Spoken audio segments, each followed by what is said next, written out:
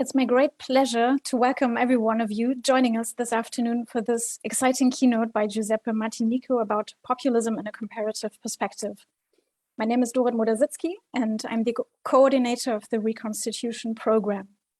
With this event, we're continuing an extremely fruitful collaboration between Reconstitution and CEU Democracy Institute. For those of you who are not familiar with Reconstitution, I would quickly like to explain what it's all about. Reconstitution is a pan-European program of exchange and debate about democracy and the rule of law in the EU. It's funded by the German Mercator Foundation. Every year, we are awarding Reconstitution fellowships for early career academics and practitioners and organize topical events related to the rule of law. The fellows are what links us to the Democracy Institute, and they actually instigated our collaboration in the first place. Some of our alumni and current fellows have chosen the Institute as their host institution as part of their fellowship. They come to Budapest and work on their personal reconstitution projects and also engage with CEU researchers.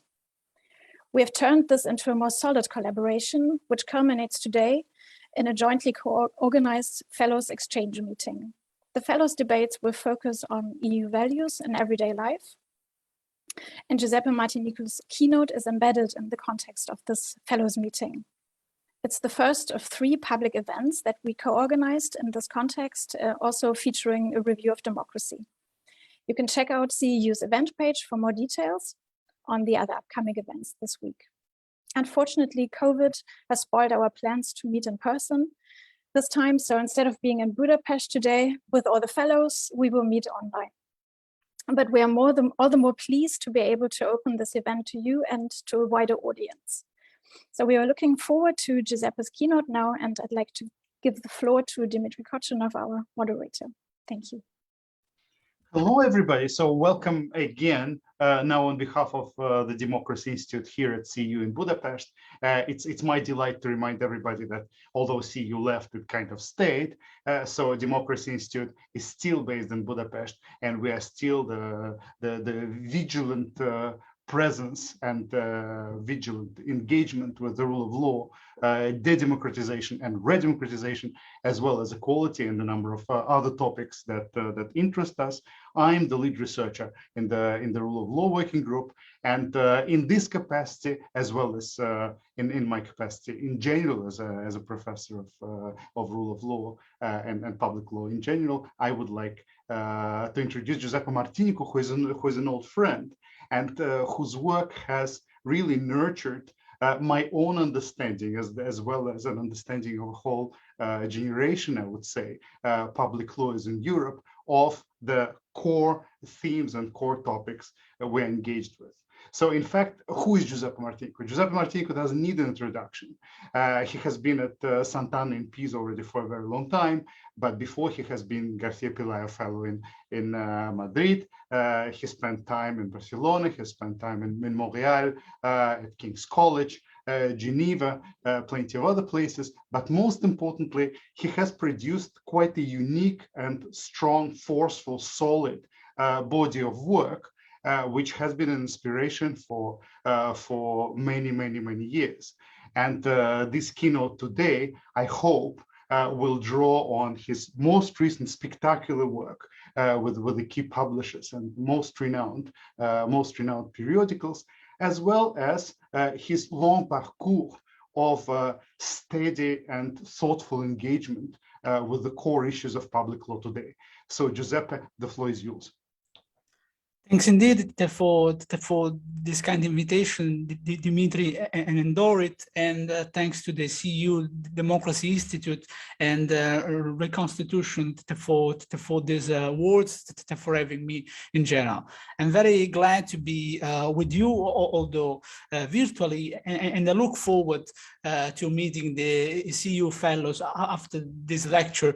It's indeed a pity not to be in Budapest with you all. Today, I'm gonna present, let's see if I managed to share. I think it's working, all right. Today, I'm gonna present something which is in between the subject of my latest monograph and my current research agenda. In 2016, Luigi Corrias published a seminal article in European Constitutional Law Review, in which he pointed out the lack of interest of constitutional law scholars in the topic of populism. Much has changed in recent years, in which we have had a proliferation, a mushrooming of articles and volumes. Here are some very recent books on this topic, including mine. But why should constitutional lawyers be interested in populism? Because populism offers a privileged perspective for dealing with long-standing issues in constitutional theory. For example, the question of the neutrality of constitutions. Can constitutions be neutral? The relationship between representative and direct democracy, starting with the debate between Mirkine-Gercevich and Carré de Malberg in 1931, and the role of courts and the so-called counter-majoritarian difficulty. These are all issues that you encounter while analyzing populism from a constitutional perspective. Let's start by mapping the literature. It is possible to identify at least three approaches to the subject of the relationship between populism and constitutionalism. Of course, this tripartition is a bit rough. It is not exhaustive, but in my view, it can be helpful. The first group of scholars, constitutionalism versus populism, argues that there is a conflictual relationship between these two concepts, which are depicted and portrayed as antithetical. The first view corresponds to a certain extent to the idea endorsed by Yves Mény and Yves Sorel, according to whom, because of its institutional and pro-rule of law nature, constitutionalism is inevitably at odds with populism. As a consequence, populism is seen as a challenge and a threat to the values of constitutionalism. So if constitutionalism is all about pluralism and integration, think of the works by Schmann, for instance, populism is exclusionary and anti-pluralistic. According to a second approach, constitutionalism and populism, it can be said that constitutionalism and populism share something, in the sense that they are both based on a sense of distrust of political power. Another common element is perhaps the importance of emotions, but analogies, of course, cannot be extended further. Scholars suggested that populists borrow categories from a particular constitutional tradition, namely the revolutionary one.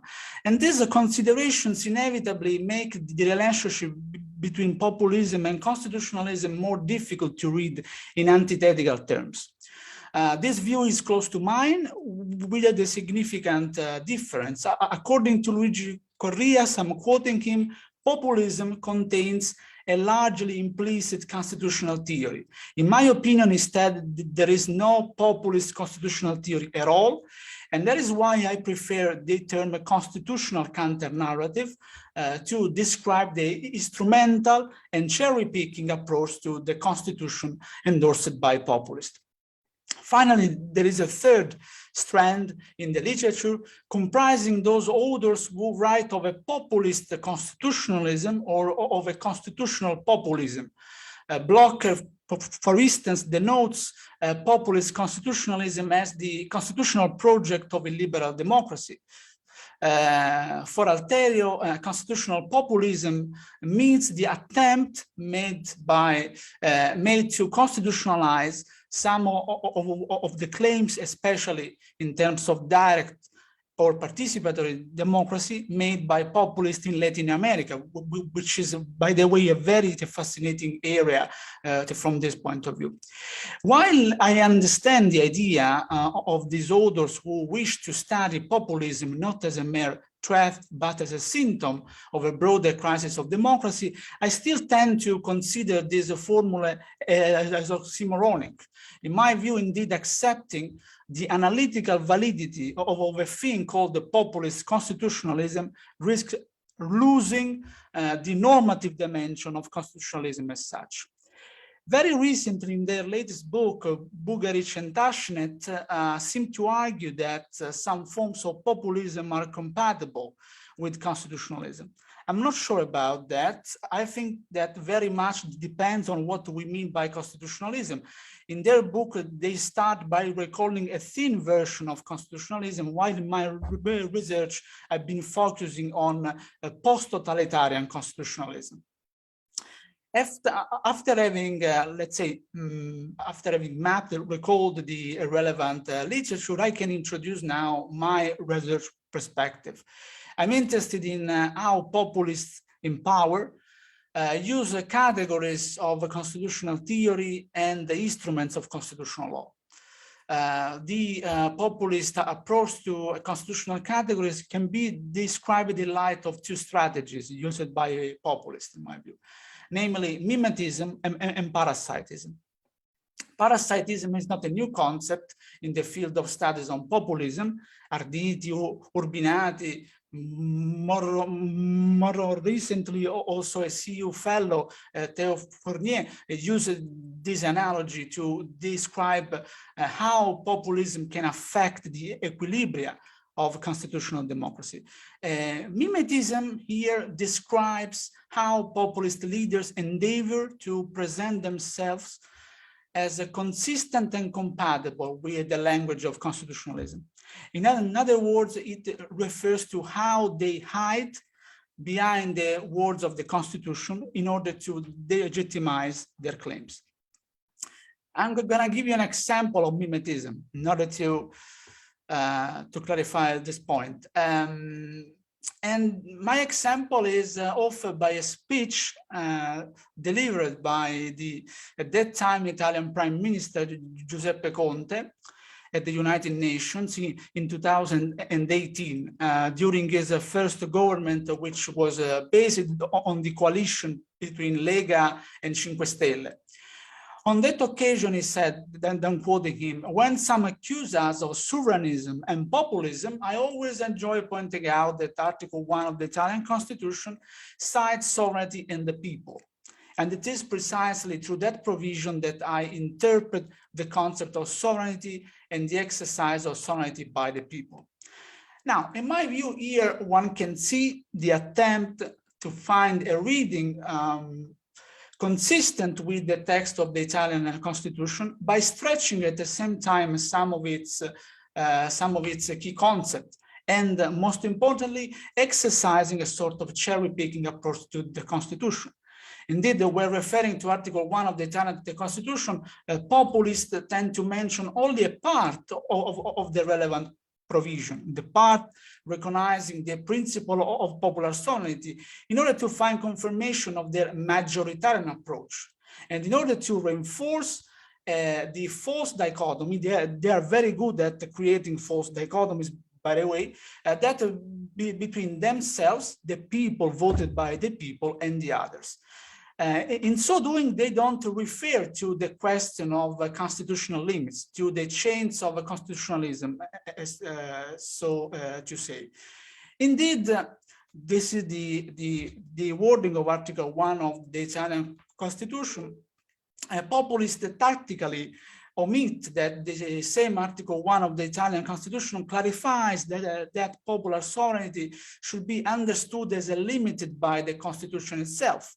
As the provision reads, sovereignty belongs to the people and is exercised by the people in the forms and within the limits of the Constitution. This approach is very telling of how populisms, in the plural, try to legitimize themselves as a political forces consistent with the Constitution. At the same time, when looking for such a literal, let's say, link with the text of the Constitution, they also advance an alternative reading, what I called a constitutional counter-narrative, of two of the constitutional concepts mentioned in that provision by relying on the constitutive ambiguity of this concept.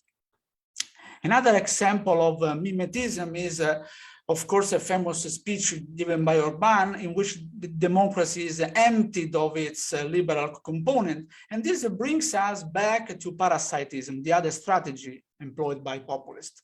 As said, by parasitism, I mean a strategy by which they refer, let's say, which refers to how populists alter the equilibria in the constellation of values characterizing constitutional democracy. In so doing, populists present democracy, understood as the rule of majority, as a kind of trump card which should prevail over other constitutional values. One of the greatest difficulties encountered at the beginning of this research was how to deal with the immense literature on the concept of populism. Populism, or rather populisms in the plural, are characterized by a constitutive ambiguity. This is also what Berlin had in mind when referring to the Cinderella complex, of course. In order to remedy that, I took a different path in my research. Instead of trying to define a priori populism, I decided to proceed by identifying some elements, some ingredients, we could say, of populism that are of particular interest to constitutional law scholars. And these are the following: extreme majoritarianism, identity politics, and politics of immediacy. The first element is extreme majoritarianism. Populists understand constitutions as straitjackets, and this point is shared to some extent by some supporters of popular constitutionalism in the US. So I'm happy to take questions on that if you are curious about this. Populists also understand the constitutions as obstacles to the fulfillment of the will of the people, the real democracy. And in so doing, they create a false dichotomy, another false dichotomy, that between democracy and constitutionalism. In this, there is a particular tension, of course, with the post-totalitarian constitutionalism, which has been enriched by counter-majoritarian instruments, eternity clauses, entrenchment clauses, and new forms of strong judicial review of legislation. Italy and Germany are two examples of post-totalitarian constitutionalism. How do populists attack the Constitution in this context? They attack the Constitution by rehabilitating the concept of a constituent power. Here you can see how instrumental their use of these categories is. They literally steal our words and concepts. Let's see how they use the concept of constituent power. As Andrew Arato wrote, populists imply that there is a sort of absolute primacy of constituent power vis-a-vis the Constitution. They argue that the people cannot be bound by constitutional constraints because it is the source from which the Constitution receives its legitimacy. These lines confirm the importance of the Jacobin tradition, as Correas said in his seminal article. And against this background, constituent power becomes a vehicle of legal resentment and an instrument to challenge the constraint of constitutionalism. As a traditionally conceived, constituent power is let's say, seen as absolute and unchained. And this view actually does not correspond to Seyer's idea of constituent power, that according to him, indeed, the nation, the holder of constituent power, was not unbound, since the natural law was a prior, I'm quoting Seyer, was a prior to the nation and above the nation. In this context, natural law ideally represented a constraint, or better, a kind of external limit to on the will of the nation. Probably the idea so widespread among lawyers of constituent power as a pure power operating in a legally empty space is due to Carl Schmitt, who famously manipulated the idea of Seyer, as Lucia Rubinelli also wrote in her latest book. So, as Arato said, populism occupies the space of constituent power in its permanent mobilization. And this is how populists use this concept in order to justify their permanent political campaign. And so the alleged dichotomy between constitutionalism and democracy returns. This debate could lead us back to the very famous exchange between Jefferson and Madison about the right of every generation to give itself a constitution. However, if I were asked to find an intellectual reference for this false dichotomy, democracy versus constitutionalism, I would probably mention the works by Antonio Negri, starting with his book Insurgencies, Constituent Power and the Modern State, a true compendium of a Jacobin tradition applied to contemporary law. His ideas have been regained more recently by the theories of other scholars, for instance, Joel Color-Rios.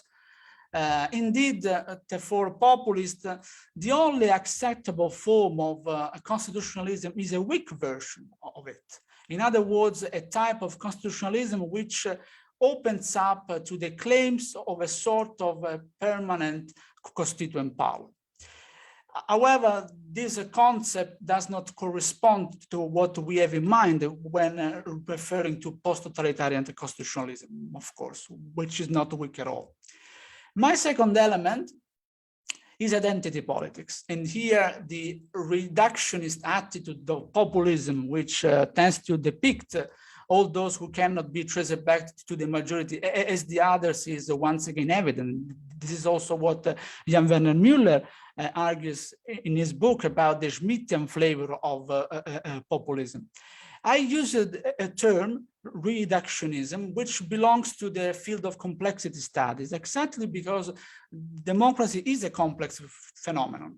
Urbinati and Ochoa Espejo explain the transformative function carried out by populism, stressing that it claims to determine the purposefully constitutionally inclusive notion of the people by depicting the people as a unitary and exclusionary concept. Moreover, the populist leader is not only seen as the source of morality, but also as the source of official truth. This is what Urbinati calls objectocracy. So those who dare to question his truth are seen again as enemies of the people. See the confrontation between Trump and Fauci in the US, and see what is happening in Brazil with Bolsonaro. My third ingredient is, to say, politics of immediacy. This is a formula coined by Luigi Correas. This concept refers to a kind of politics which rejects the idea of mediation offered by representative institutions. This again confirms that populism aims to construct a constitutional counter-narrative by using concept of a constitutional theory, and reveals the anti-pluralist understanding of democracy and endorsed by populist movements. This leads us to let's say, this element leads us to the fascinating debate about the noble and the risky nature of referendums and about their compatibility with representative democracy. In those systems, such as in the UK, where the constitution failed to play the role of a risk management device, the impact of the referendum over representative institutions has been devastating, as we know. Another manifestation of the politics of immediacy is the return of the imperative mandates. In Italy, in the previous legislature, the Five Star Movement proposed the constitutionalization of the imperative mandate. Likely, the reform has not been passed. Now, so far, we have seen how populists use the mimetic, approach with the reference to the provisions of national constitutions. But the same pattern also applies to the provision of the European treaties. They defined by the Court of Justice, as we know, as the basic constitutional charter of the EU.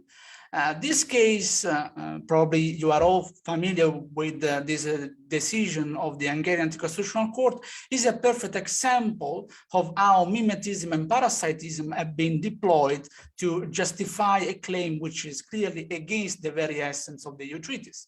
Here, the Hungarian Constitutional Court first recalled Article 4.2 of the Treaty of the European Union, so the duty to respect national identity. Second, it understood national identity as a constitutional identity and coupled this idea with the need to preserve sovereignty.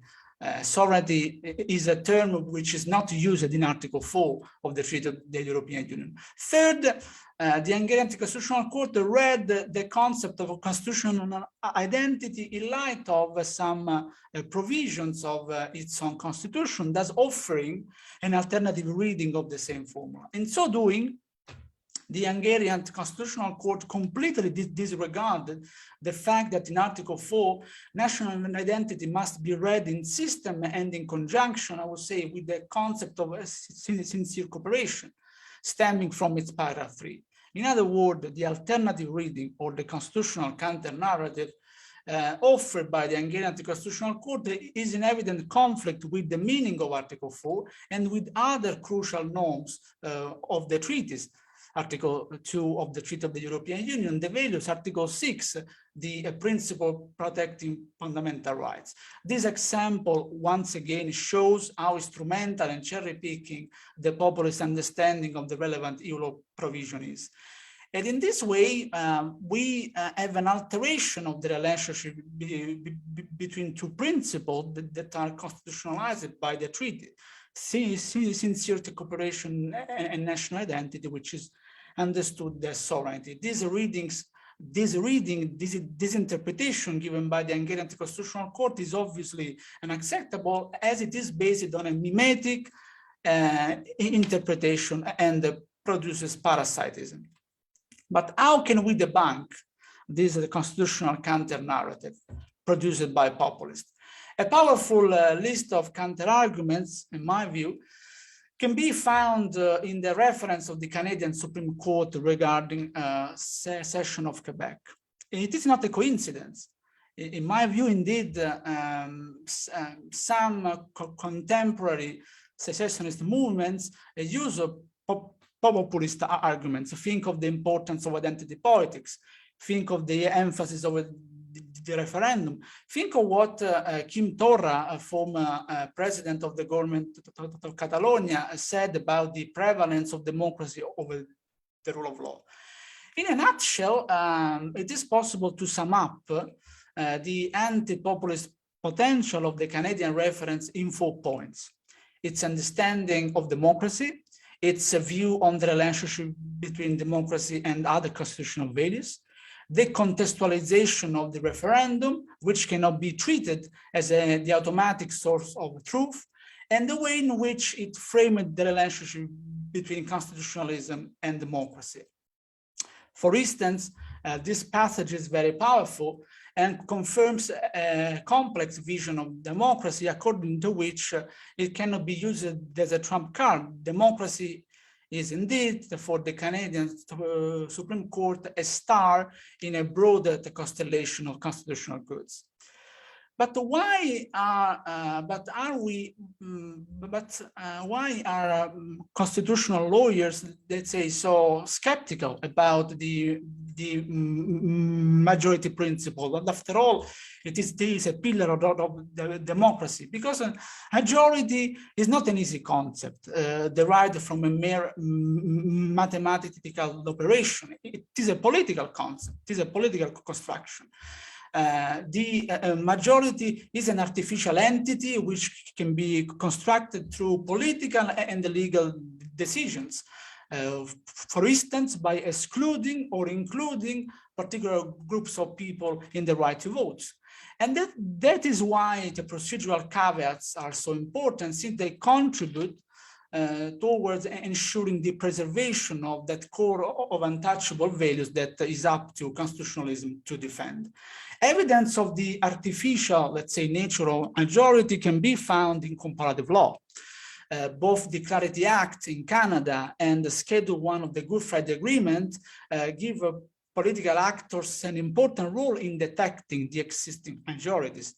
The Clarity Act was a follow-up to the secession reference of the Canadian court in the part in which the Canadian judges said that, I'm quoting them, we refer to a clear majority as a qualitative evaluation. So majority is not a mere quantitative phenomenon. Perhaps a similar role, but to be played in the phase before the holding of a referendum is also granted to the Secretary of State by Schedule 1 of the Good Friday Agreement. But this is food for another talk, let's say. This is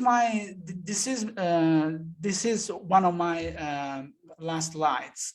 Indeed, another powerful point made by the Canadian Supreme Court had to do with the alleged tension between constitutionalism and democracy. Here, the court is very good at explaining why constitutionalism and the rule of law enrich a substantive, a strong version of democracy, and in explaining why they are not in conflict with the democratic principle.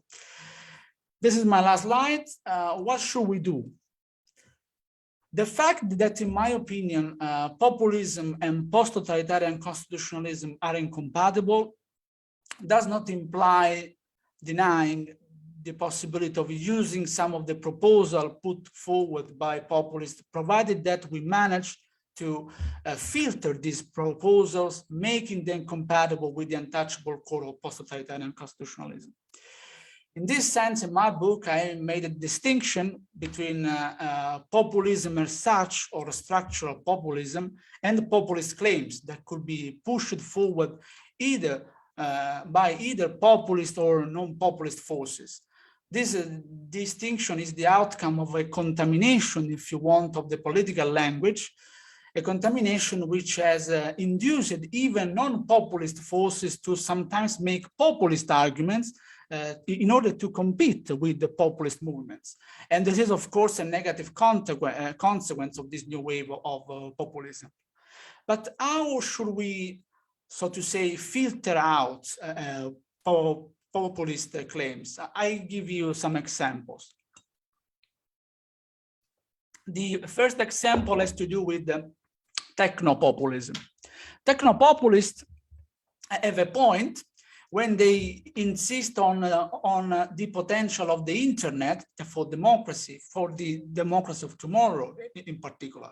New technologies also offer interesting ideas for redefining the relationship between democracy and constitutionalism.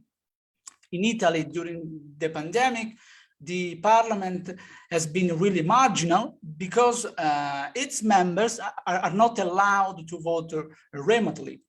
And this is unbelievable. I mean, with today's technologies. More in general, access to the internet is necessary to improve the exercise of some of our fundamental rights, the right to vote, but also the right to assembly, and to enrich our set of rights. Online voting offers interesting indicators, there is no doubt about that, but this must happen with the necessary safeguards that are functional to preserving not only the validity of the consultation, but also users' personal data. The internet is indeed a political resource, but safeguards are necessary. The populist option of overriding the role of parliaments by relying on the internet is not a compatible option because it would produce a very dangerous kind of instantaneous democracy, as Ming Sun called it. Second example. Populists have a point, are right in saying that transfugism, what is the transfugism? Is the constant changes of political groups and political affiliations of the members of the parliament. They are right when they say that this phenomenon can be a problem. And when they say that it is even an indication of corruption sometimes. How can we remedy that? The return of the imperative mandate is not an option, as we saw, since the Venice Commission also argued that the free parliamentary mandate is a pillar of European constitutionalism and guarantees the role of parliaments. But comparative law offers some solutions that could be transplanted. For instance, Article 160 of the Portuguese Constitution, it is a sophisticated then proportional anti-defection clause, which does not automatically imply the loss of the seat. Indeed, the figure of the independent deputy in Portugal shows that the loss of the seat can be avoided if the parliamentarian decides not to join another political force. And this is a good, in my view, a strategy to strike a balance, so to say, between the individual freedom of the member of the parliament and the need for political stability, especially in regimes characterized by a parliamentary form of government. Final example. This has to do with the referendums. One of the political battles of the Fasta movement in Italy has been that to annul the so-called structural or participative quorum for non-constitutional referendums, in order to make up for the low turnout in the last consultations. The participative quorum is a safeguard.